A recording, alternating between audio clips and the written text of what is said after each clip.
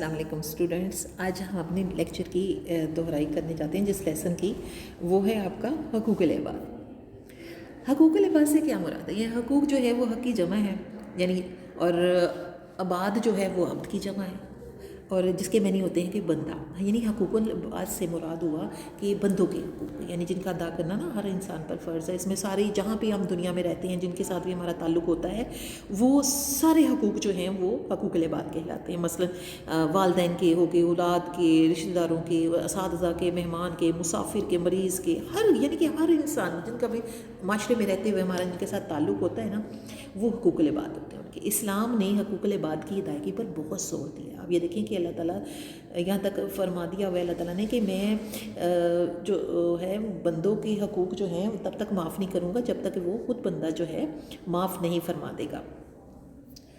رشتہ داروں کے حقوق، اب ہمارا دین جو ہے وہ ہمیں رشتہ داروں کے حقوق ادا کرنے کی تاکید کرتا ہے، یعنی اگر رشتہ دار جو ہیں ہمارے مالی لحاظ سے کمزور ہوں، بیمار ہو جائیں یا ان کو کسی چیز کی ضرورت ہو، تو یہ ہمارا فرض بنتا ہے کہ ہم ان کی ضرورتوں کا خیال رکھیں۔ اور اللہ تعالیٰ نے رشتہ داروں کے حقوق ادا کرنے کا حکم دیا۔ اللہ تعالیٰ کا ارشاد ہے وَآتِ ذِی الْقُرْبَىٰ حَقَّهُ، یعنی رشتہ داروں کو ان کے حقوق دو۔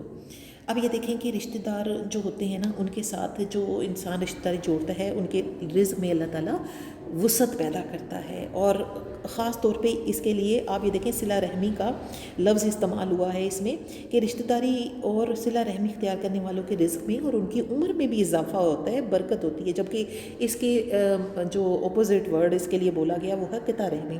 قطع رحمی کیا ہوتی ہے؟ یعنی کہ رشتہ داروں سے تعلق توڑ لینا۔ تو یہ چیز جو ہے یہ ہمارے مذہب نے منع کی گئی ہے، اور نبی کریم صلی اللہ علیہ وآلہ وسلم نے فرمایا ہے کہ جس کو یہ پسند ہو کہ اس کی روزی میں وسعت اور اس کی عمر برکت ہو، تو اس کو چاہیے کہ صلہ رحمی کرے۔ اور آپ صلی اللہ علیہ وسلم نے قطع رحمی کے حوالے سے یہ بھی فرمایا کہ لا يدخل الجنت قاطع، کہ جو رشتہ داروں سے تعلق توڑنے والا جو ہے نا، وہ جنت میں ہرگز بھی داخل نہیں ہوگا۔ یعنی کہ جس نے رشتہ داروں کا خیال نہیں کیا، ان سے رشتہ داری نہیں رکھی، میل جول نہیں رکھا، تو ایسے لوگ جو ہیں وہ جنت میں ہرگز داخل نہیں ہوں گے۔ اب یہ دیکھیں کہ نبی کریم صلی اللہ علیہ وآلہ وسلم کی اگر مبارک زندگی دیکھیں تو آپ صلی اللہ علیہ وآلہ وسلم جو تھے وہ بھی اپنے ملنے جلنے والوں سے ان کی خبر گیری کرتے تھے، ان کی مالی مدد کرتے تھے۔ اور یہاں تک کہ روایت ہے کہ آپ کی جو رضائی بہن حضرت شیمہ تھی، جب آپ سے ملنے آتی تھیں تو آپ اتنی ان کو عزت دیتے، ان کو اپنی چادر مبارک بچھا دیتے، اور پھر جب وہ جانے لگتی تو سواری میں سوار ہونے میں مدد کرتے اور تحفے تحائف دے کر ان کو رخصت کیا کرتے تھے۔ مہمانوں کے حقوق، آپ یہ دیکھیں کہ اسلام نے جہاں پہ اتنے سارے ہمیں حقوق بتائے، مہمانوں کے حقوق بھی ہیں کہ اسلام نے مہمان کو اللہ کی رحمت قرار دیا۔ یعنی کہ جس گھر میں مہمان آتا ہے، یوں سمجھ لیں کہ اللہ کی رحمت جو ہوتی ہے اس گھر میں ہوتی ہے۔ کہ نبی کریم صلی اللہ علیہ وآلہ وسلم کی زندگی کو دیکھیں تو آپ کو محسوس ہوگا کہ آپ صلی اللہ علیہ وسلم بے حد مہمان نواز تھے۔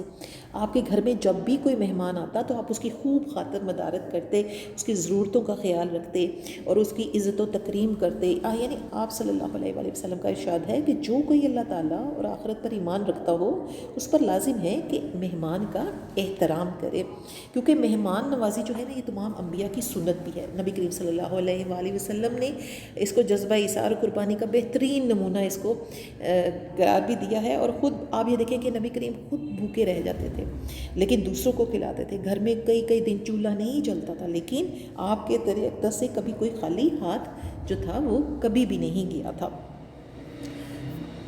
مریضوں کے حقوق، اب مریض کیا ہوتے ہیں؟ اب یہ دیکھیں کہ جو لوگ مسلمان کا نا، ایک مسلمان کا دوسرے پہ جو حق ہے نا، وہ یہ ہے کہ جب وہ بیمار پڑ جاتا ہے تو اس کی عیادت کی جاتی ہے۔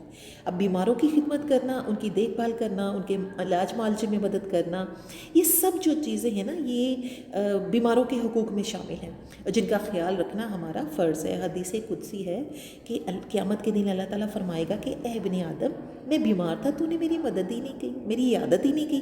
بندہ کہے گا اے پروردگار، اب تو ساری کائنات کے رب ہے، بھلا میں آپ کی عیادت کیسے کرتا؟ تو اللہ تعالیٰ فرمائے گا کہ میرا فلاں بندہ بیمار تھا اور تو جانتا تھا، مگر تو نے اس کی عیادت نہیں کی، اگر تو اس کی عیادت کرتا تو مجھے بھی وہیں پاتا۔ یعنی کہ آپ یہ دیکھیں کہ مریض کی عیادت کرنے کی کتنی زیادہ اس کی اہمیت ہے۔ اب آپ اگر اس کی فضیلت دیکھیں نا، تو آپ یہ دیکھیں کہ بیماروں کی عیادت کرنے والوں کے لیے اللہ تعالیٰ کے ایک فرشتے جو ہیں وہ دعا گو رہتے ہیں۔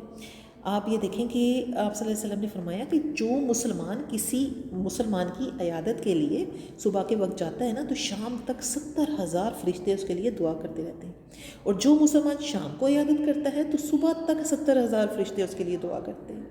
تو بیمار کی عیادت کرنے سے اللہ کی رحمتوں کا نزول ہوتا ہے، اور اس کی عبادت کرنے والے کے گناہ بھی مٹ جاتے ہیں۔ اس کے فائدے ہیں، آپ یہ دیکھیں کتنے فائدے ہیں۔ اس لیے ہمیں چاہیے کہ ہم مریضوں کی عیادت کے لیے ضرور جائیں، ہو سکے تو ان کے لیے اپنی حیثیت کے مطابق اپنی جو ہے وہ ان کے لیے کوئی پھولوں کا تحفہ لے جائیں، پھل لے جائیں، ان کی خدمت کریں، ہم دردی سے پیش آئیں اور ہر طرح سے ان کی مدد کریں، کیونکہ یہ ہمارا مذہبی اور اخلاقی دونوں طرح کا فرض ہے کہ ہم اپنے حقوق جو ہیں وہ پوری طرح اچھے طریقے سے ادا کریں۔